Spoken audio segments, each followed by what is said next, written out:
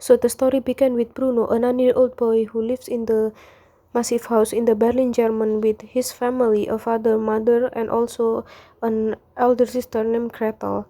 And his father, Ralph, works as soldier with Germany's Nazi, but Bruno doesn't know about Nazi and also about the war. He is not close with his sister and calls her a hopeless case. Bruno has three best friends in school, Carl, Daniel, and Martin. And one day, after came home from school, Bruno saw Maria, a family maid, packing his belongings, and then his mother told him that they have to move immediately because father would start his new job. Several days later, they arrived to their new house, and Bruno disliked his new house because the house is smaller, and also the house is very lonely because there is no neighbors who lives near his house. And when Bruno looks at the window in his new bedroom, he found a very tall fence on the other side that stretched far into distance. He saw a lot of men wearing and boys wearing striped pajamas and matching caps. Bruno asked his father about it, but his father just answered that the people there are not really human and Bruno should not worry about that. More weeks passed and Bruno still feel uncomfortable in his new house because there is no friends there.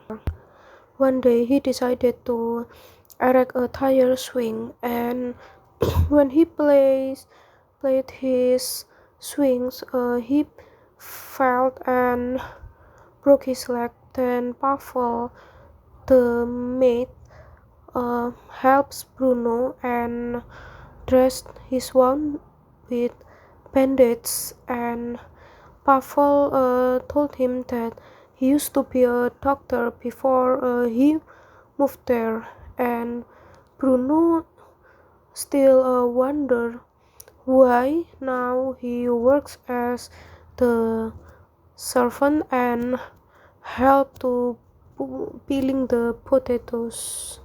More weeks passed and Bruno began to exploring. Then he found the other boy who named Small, who sit on the other side of the fence.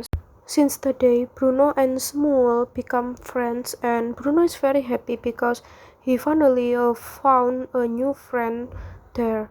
Smule wears striped pajamas, and his skin is pale and almost gray, and also his body is very skinny. One day, Bruno found Smule is in Bruno's house, helping to clean the glasses and prepare for the Bruno's father's birthday. Bruno offered some foods to him, and Small ate it, but unfortunately, the young soldier, Lieutenant Kotler, found his act, and Bruno, who is very panic, he said that he doesn't know Small, and Lieutenant Kotler said that he wants to give lesson to Small. A year after the family arrived Auschwitz, Bruno's mother Elsa thinks that Auschwitz is not the best place for the kids, so she wants to bring the kids back to Berlin, Germany.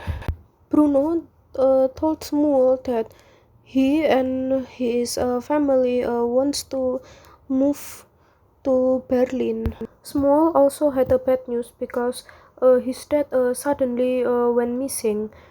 Then the two boys made a plan, and the next day Bruno come again to the fence, and Small borrows him striped pajamas, and Bruno enters the camp.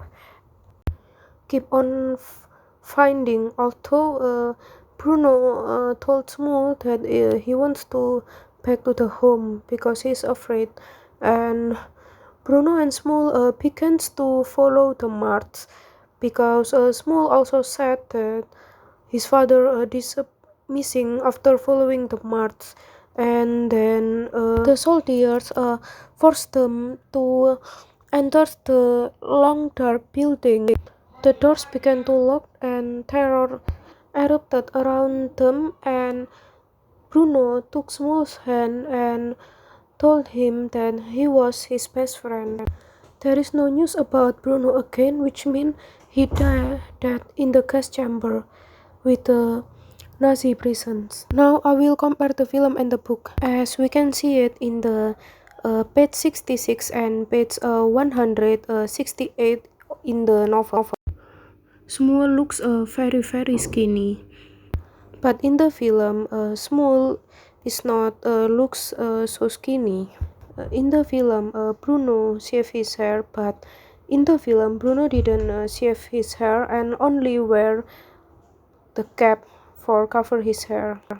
And about the ending, Elsa thought that Bruno might be in his old house in Berlin, whereas uh, in the film, we can see that Elsa, Gretel, and also Ralph immediately found that Bruno is killed in the gas chamber.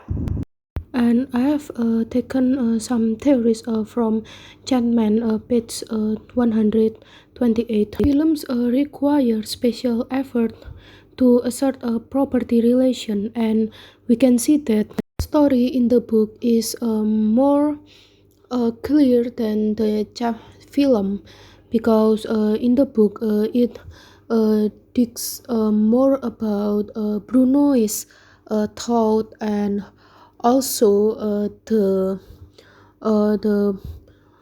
plot is more complete than the film, which has some parts that are being changed or removed. And also film does not describe at all but merely presents, or better, it depicts in the original etymological sense of that word, renders in pictorial form. So here we can see that the boy in the Sriviyama film, it is just visualized about the story, and uh, the film also has different than the book, because in the book we can imagine and visualizing in our own mind, but in the film it is just visualized by the film crews and the directors and actors. Okay, so and the last one is about the point of view, and I think the point of view is we can see the way of Bruno thinks, and also how Bruno feel, and Bruno is interest to exploring, and he wanna be an explorer. That's all from me.